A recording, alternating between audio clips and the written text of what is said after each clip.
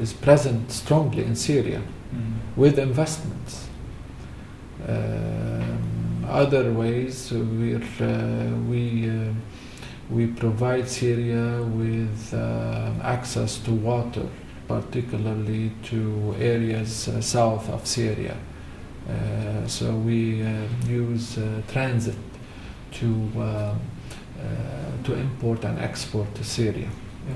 So that means Lebanon also have some power to change assessment. Is it? Nowadays, with the sectarian dimension of the Syrian conflict becoming more evident, what is emerging, for instance, that because the sectarian groups in Lebanon are much more organized on a sectarian level, with existing sectarian leadership for so long, for at least 200 years, okay? And now these leaders are very ready to speak in sectarian agenda. They seem to be becoming more influential in intervening or in influencing events in Syria. For instance, right now we hear Druze leader Walid Jumblat speaking about the Druze in Syria and the importance of Druze not siding with the regime and taking a position of being with the revolution. So here we are now in a phase where some sectarian leaders start to influence event. We hear Lebanese Sunni leaders such as Hariri, Saad al-Hariri, former prime minister. We hear Islamist leaders emerging from different mosques such as Safir, Asir, such as Al-Asir in Saida. They are calling on Syrians to rise up and they definitely with some Sunni connotation to their call. And they're organizing protests. They're trying to, in every means possible, to extend support to the Syrian uprising in terms of humanitarian aids, political aids. And we've been hearing a lot about even military aid to the insurgency. Hezbollah seems to be, at least the Syrian opposition, seems to be blaming Hezbollah for many of atrocities happening in Syria and of being directly involved in giving orders and participating in repressions. Or in assisting the regime in various ways. And there were some news we've heard that some Hezbollah members were even killed in Syria and they were brought to Lebanon, and Hezbollah prevented the media and others to cover their news. So these are things being talked about rather than something that we can really pinpoint as evidence. Yeah. As you personally, how do you predict the future of the Syrian crisis? I think right now, domestically in Syria, the situation is ripe for change, for an alternative to the Ba'ath regime. The entire population in Syria is in one way or another, even the Ba'athists themselves, through the referendum of the constitution they passed the other day, which received 90% of the support, again, back to the 90s, seems to suggest change. People want change. and they want a different regime, and they want a plural system. So the domestic condition in Syria is calling for a change. And calling, definitely most Syrians are calling for a peaceful change. No one wants to have a civil war in a country or a military confrontation. And Syria, the economic conditions are very bad in Syria, and the regime has proven unable to meet people's demand on economic and political level. Widespread corruption and so forth. And therefore, domestically, and even from an Arab perspective, regionally, there is a strong consensus on the need to change in Syria. So everybody, now the problem now that it's not domestic or regional. The problem primarily international. Yeah.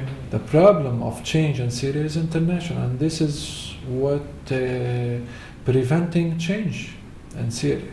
Now, from one perspective, Iran is very concerned about what is the alternative going to be, especially that it has established a very strong strategic, economic, military ties with the regime. And it sees that this regime is of very significant strategic position in the region. So Iran is not willing to give up that easily. In addition to Iran, we have the Russian and Chinese position. Russia and China also are concerned about the alternatives to the current regime, particularly Russia with strong economic ties and military ties to the regime itself. And Russia has, since the Cold War, till now, has established strong ties with the Syrian regime and considers that regime's very important asset to its position vis-à-vis Turkey, vis-à-vis Iraq, vis-à-vis Israel. So it's very strategic for it, and it's not ready to give away. And then China is also concerned because China is, has reservation over a repeat of the Libyan or what's happening in Sudan.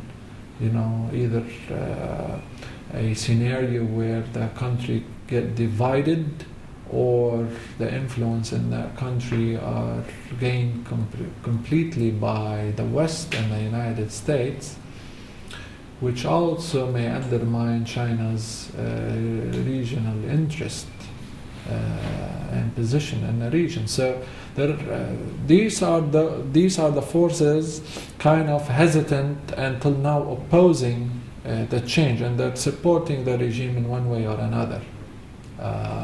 Now the West also has the West or West Europe, meaning Europe and the United States, are also concerned about changes, and they're not fully in support of changes in Syria. They are, most of their support till now has been symbolic, and no real significant support. They've been trying in the United Nations and UN Security Council to pass resolutions, but they know all the way along that they will be confronted by a veto. So their effort there, it's more political than materially manifested in real support. Yeah. So the whole world is really hesitant about change in Syria, and including Turkey, really, despite the political support. And Turkey domestically is divided as well. Unless secularists are afraid from the rise of Islamists in Syria. So the momentum is not that of Libya, is not that of Egypt, is not that of Tunisia, international. And that is a major reason why the situation in Syria may not be resolved shortly.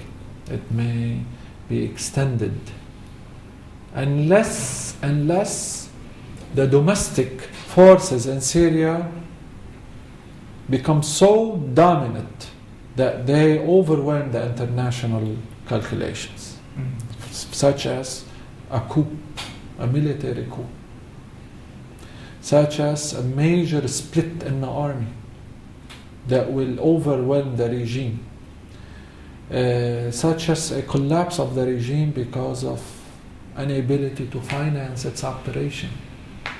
Now these things may become, domestically pressing to the extent that no international calculation can prevent it from happening.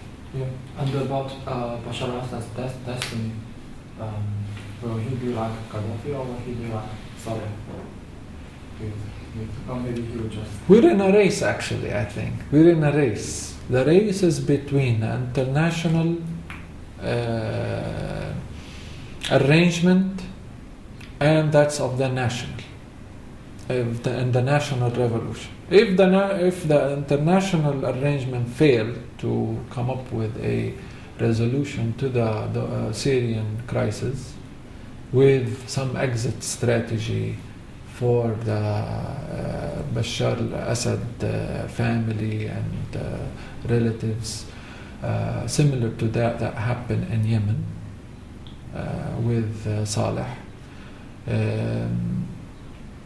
If we fail to do that, and at the same time the revolution in Syria becomes severe and the regime falls down, then we might expect the fate of the Bashar al-Assad to be similar to Gaddafi or to Saddam Hussein, or I doubt it will be a Mubarak. It will be brutal ending. However, if the international community intervened the way it intervened in Yemen, his fate could be either an exile or he can be even he can resort back to his Alawi community and town and become one of the warlords, the way the Lebanese sectarian leaders are. They become another Lebanese sectarian leader, committed crimes in the past, but in the name of protecting the sect. So the sect will protect him as well. Okay. Thank you. All right. Okay. Thank you for sharing. One more thing. Just can you tell your name on the camera? Okay, I'm Imad Salamey. If you want to address. I'm Imad Salamey, Associate Professor of Political Science, International Affairs at the Lebanese American University, and I'm specialized in democratic transition in the Middle East. Shukran. Thank you for sharing your time. All right. Very nice. Good. Hopefully that will help you in your report. No, take insight.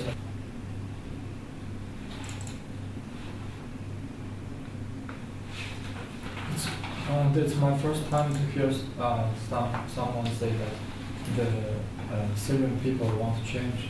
I mean, they really want to change, but most of the media, they ignore this. Depends which media. Most of the media. Not if you go to Future and TV or LBC, but if you go to Manar, MBN,